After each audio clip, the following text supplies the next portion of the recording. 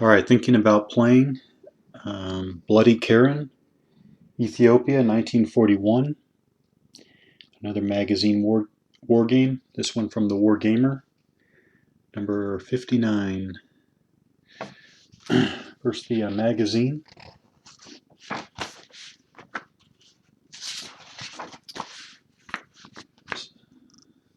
The Forgotten Legions. Here's the area of operation. Article here by the designer, Vance von Voorhis.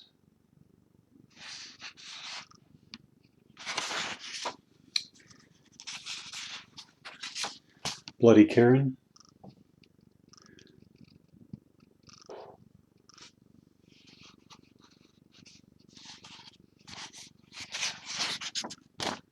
Bibliography.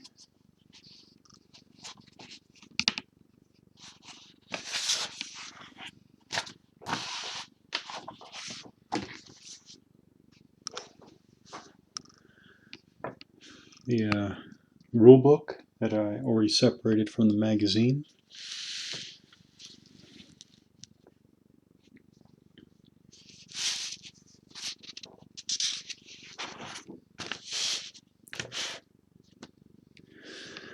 Oh, we got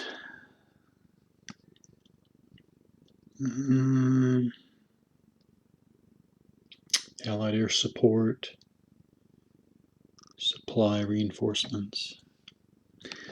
Some optional rules: Italian morale, desertion, mountain units, replacements. So, designer Vance von Voorhis, contributors Jack Green, Richard Kunst.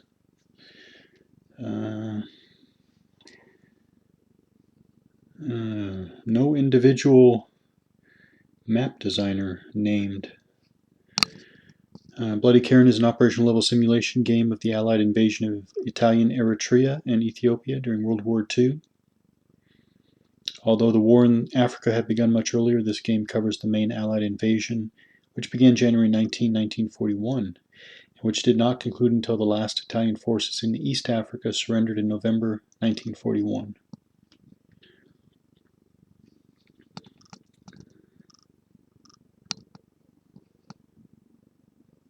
We'll look at the map in a minute. Playing pieces. There we go. Similar to what I've already seen in the Battles for North Africa series. Stacking points on the top left. Unit size using standard military symbols. Unit type, NATO unit types. Full unit identification. Attack strength, defense strength, and movement allowance. Reduced condition on the back. So we got red, British, red. This is a remnant marker. This is a British remnant marker. So it has a stacking value of 2, attack value of 1, defense value of 1, movement allowance of 5. Here's a 9th Indian division, I'm assuming. Unit name on the left there. WYK is West Yorkshire.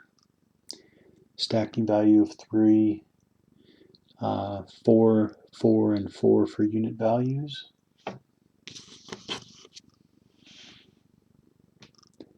And armor. Looks like Bravo Company armor, 6th Royal Tank Regiment. Again, 2, 2, and 6 for unit values.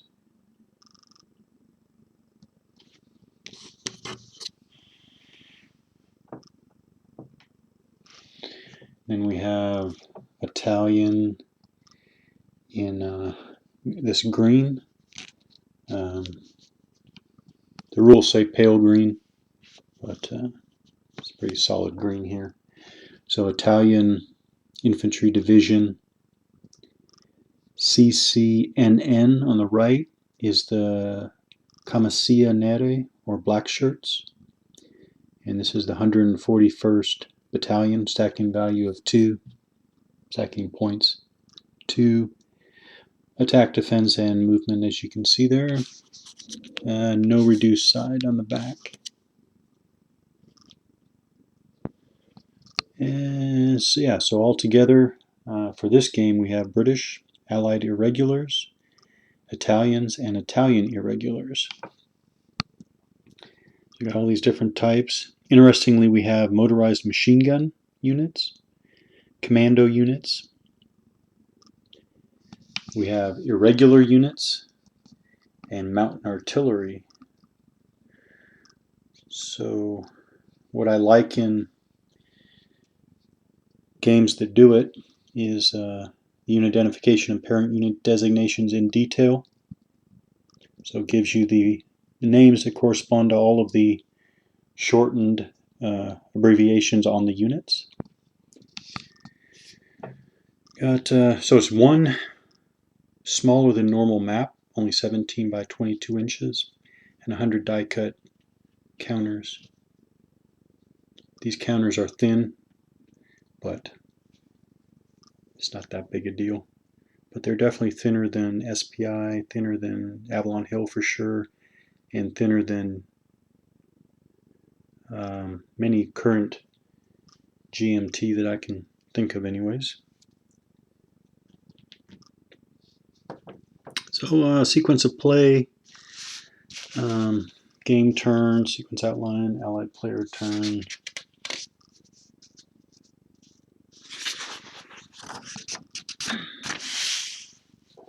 You got an initial phase, check for supply, order of appearance, place reinforcements. The allied player tries to cause Italian irregulars to switch sides. Sounds interesting. So then we go on to the B phase, movement phase.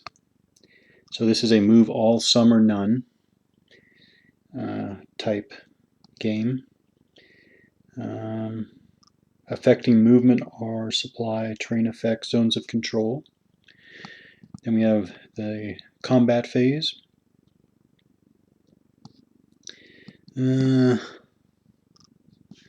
Okay, combat odds.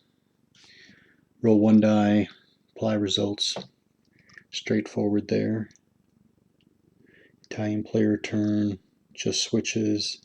Same as the Italian player, no difference. Just swap sides. Okay, movement.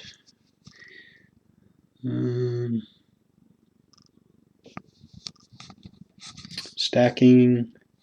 13 stacking points.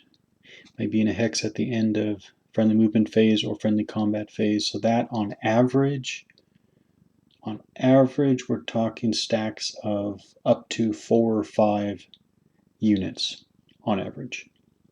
Obviously, you could have a lot more than that if you have a bunch of units with 1 stacking points.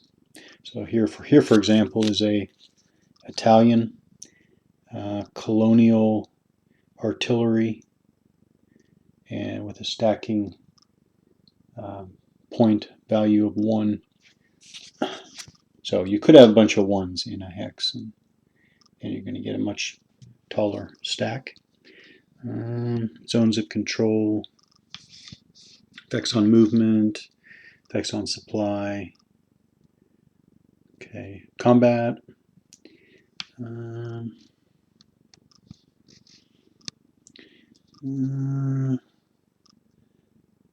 Fairly straightforward actually so far.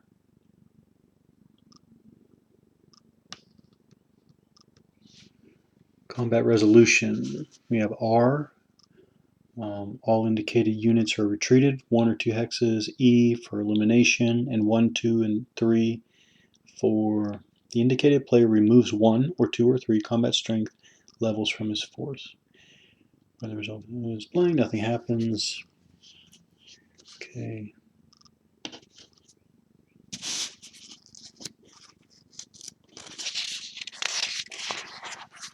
Alright, so we have the terrain effects chart.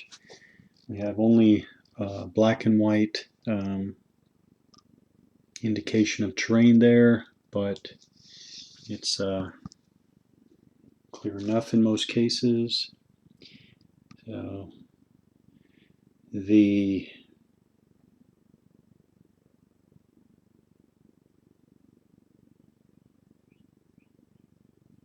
or maybe it's not so clear. Okay, the green. Okay, I'm gonna say the green is jungle. It's not very clear. It's not very clear there. So we have several. Okay, this terrain effects chart should have been in color. All right, I'll have to look at that later.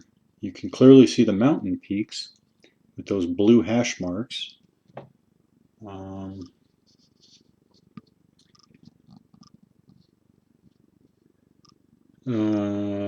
Main roads, secondary roads, and trails are pretty clear. Okay, yeah. Now I see. Now you see you have all three example here. You have the main road with the 2 solid black lines on each side of a red center. So main road, secondary road is a double dotted lines, and then a single dotted line is a trail. And that's most of the major stuff. All right, so terrain effects chart, movement point cost broken down for cavalry, irregulars, mountain units, and then all others. Combat effects when defenders on this type of terrain. I see some die roll modifiers. Oh yeah, it's like die roll modifiers. Special features. Armor and heavy armor units are prohibited from mountain hexes except along the path of a road.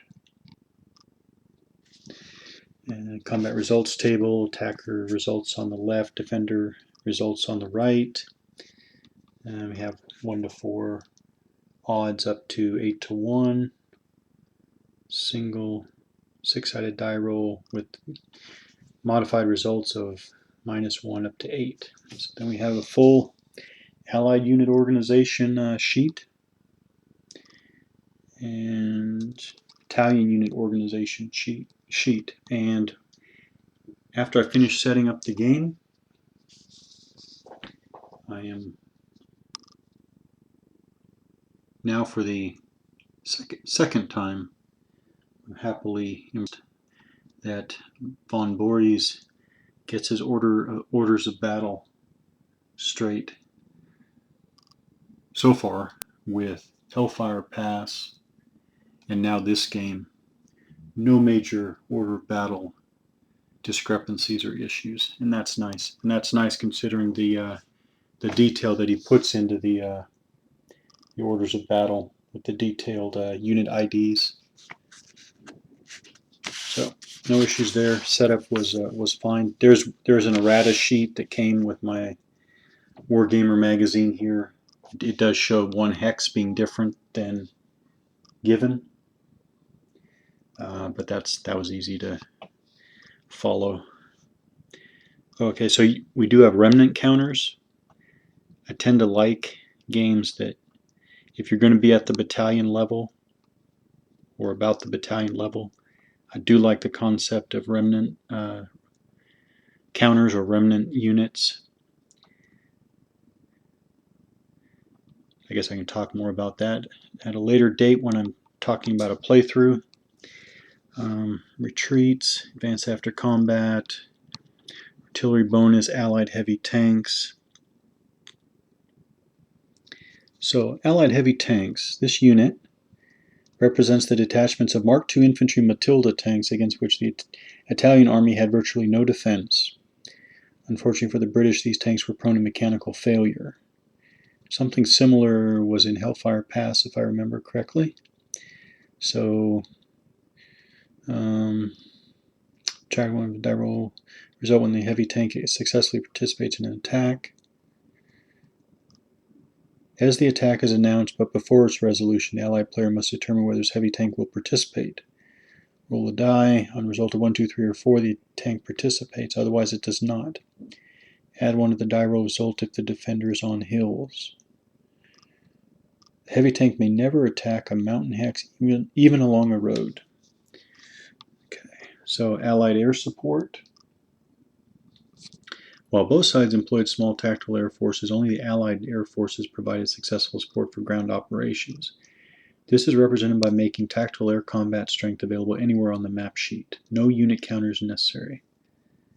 Yeah, I don't remember one in the counter sheet. Air strength may be used only for support when attacking. So availability, attack support, Allied airstrike. Once during the game, the Allied player may declare an airstrike. The airstrike replaces the air strength points normally available that game turn. Okay.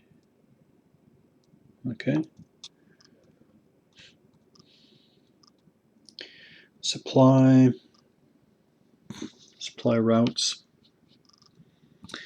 Being out of supply.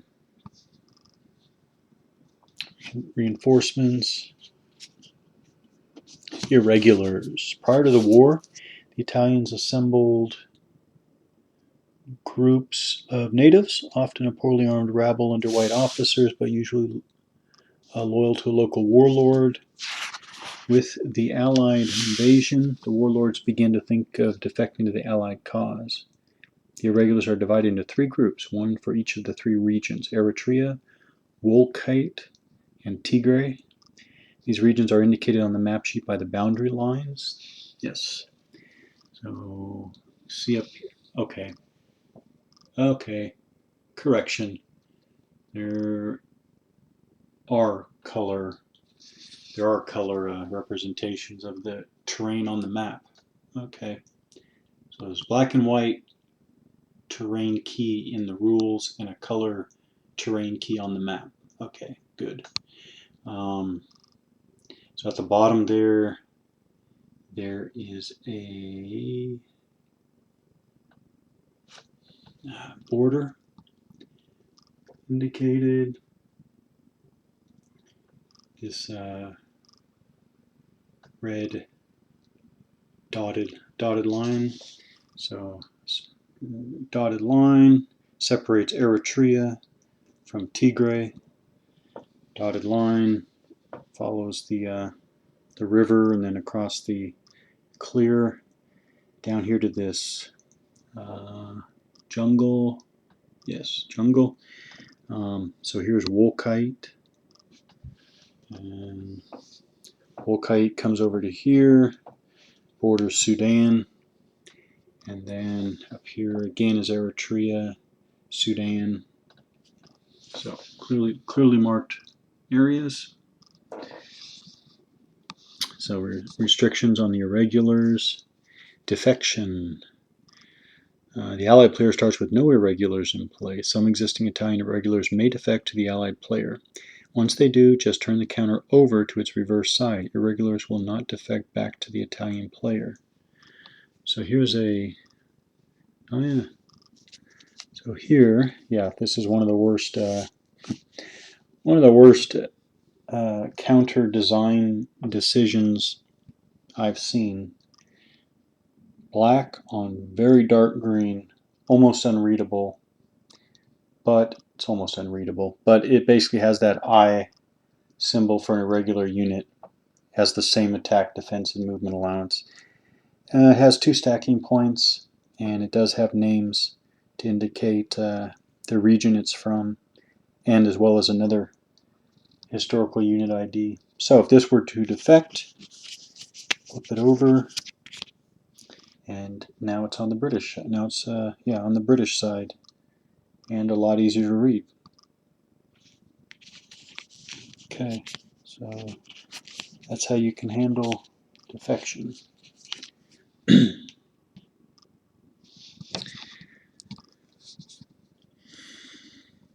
Ras Sayum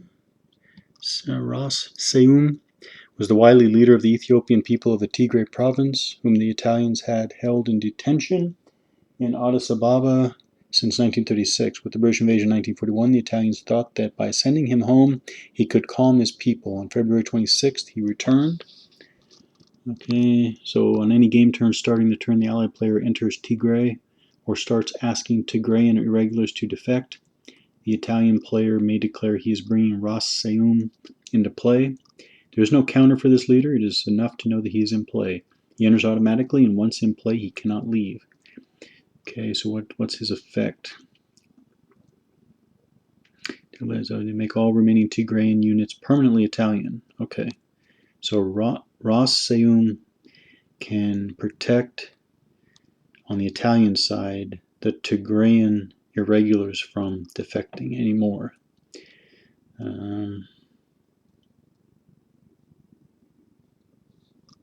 Interesting. Okay. Victory conditions by eliminating units and a bunch of geographic points, cities, towns, special events. 1 point for each game turn Masawa is held. Okay, we'll look at Masawa in a minute. Each unit of Showa reserve taken as reinforcement. 2 Italian player releases Wolkite garrison. Okay. How to win. The Allied player wins the game by scoring at least the minimum number of victory points required for an Allied marginal victory level. Otherwise, the Italian player wins. Historically, the Allies won a decisive victory. So there are the levels of victory: Allied decisive, Allied substantial, Allied victory, Italian decisive victory. So optional rules: Italian morale, desertion, replacements. A section on the Battles for North Africa series.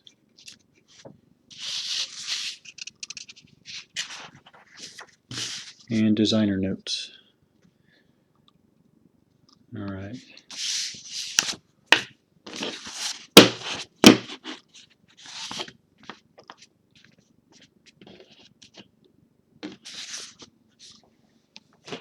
So the map board and setup. This actually is a very nice looking map. The colors chosen are mostly very evocative of East Africa. Not very big, as mentioned before. So basically, and I'm still looking for the north-seeking arrow, but I'm going to assume the top. Assume that the top of the map is north, but I'm still looking for that north-seeking arrow. So let's see some landmarks. So Keren is right here underneath this stack of Italian. Here's the city of Keren. So it's in the northeastern quadrant of the map. Colonial infantry, colonial cavalry, and colonial artillery in Keren to start. Then we have Asmara down here. So southeast from Keren is Asmara. Going down to Adi Ugri, down to Adowa, which is next to Axum. So now we're down to the southern part of the map. We have the Takaz River,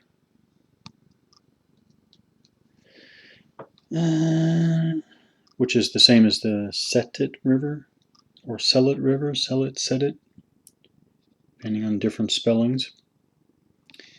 So basically the Italians are starting across the map in many of the towns and native villages, whereas the British are coming on the map from the west. Coming on the map from the west, they have this starting. These units up here are reinforcements, but these are the starting units right here. This is the starting British force. It has to set up within this Allied start line area, except for this one infantry unit here, which starts forward on this hill. This hill hex here. This hill hex here. So the starting forces, you got your heavy tanks, your commandos, motorized infantry, motorized machine guns, motorized artillery, mountain artillery, and they're basically coming on from the west here. The road net going through Kassala here towards Keren, and then assuming that the British can pass or cross the rivers here where the trail crosses, which I think they can, according to the terrain effects chart, if I understand it correctly. These British units could follow the trail here, or down here into the Wolkate region.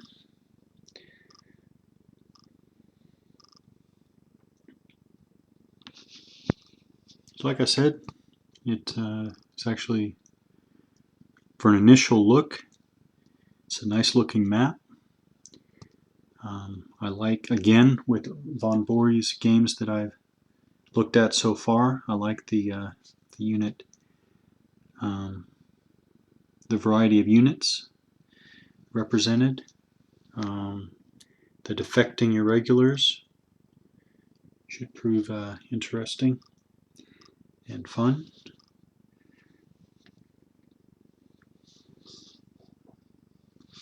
Here's the turn record track up here, top left or northwest part of the map. It's mislabeled. It says terrain record track. It's turn record track. A couple of out of supply markers. And so it looks like the game is going to go, if the turn record track is correct, 19 January, 21 turns down here to 8 April.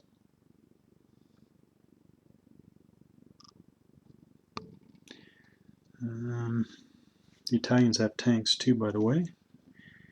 Italians have tanks, so let's take a look at this Italian tank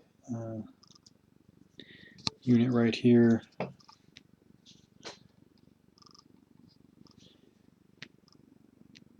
As compared to the British tank unit. There we go, side-by-side comparison. So again, the Bravo Company 6th Royal Tank Regiment has a 226, and the 321st Company Italian tanks have a 214. So measurably slower and half the defense.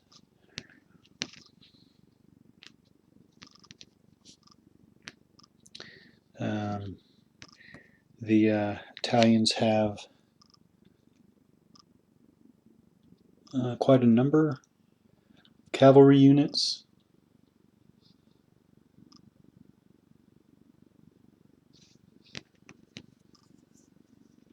Alright, so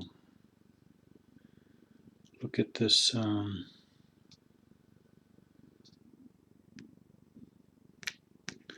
Look at this Italian artillery. Italian artillery 214. 214. The British have the motorized artillery here at a 326.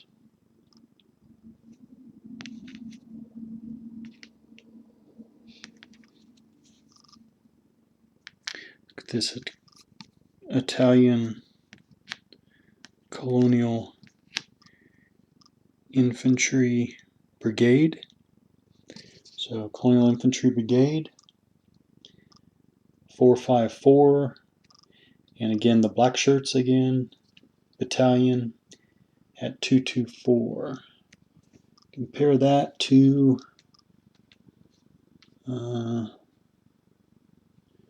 British Infantry Battalion 454. So this British Infantry Battalion has the same values as the Italian Colonial Brigade. Italian Colonial Brigade has 4 stacking points. The British Infantry Battalion only 3.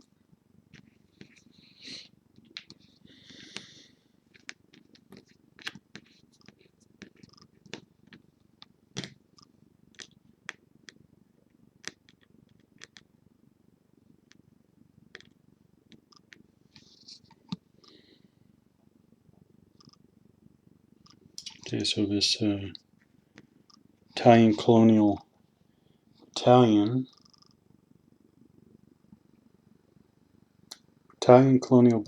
has a 114 and 2 stacking points.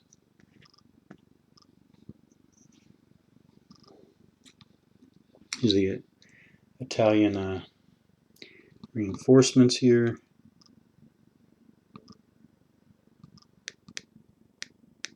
Well, they have motorized artillery as well. They have mountain infantry.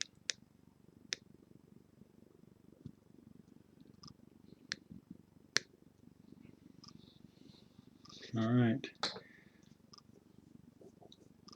This was a first look. Thinking of playing Bloody Keren, Ethiopia, 1941.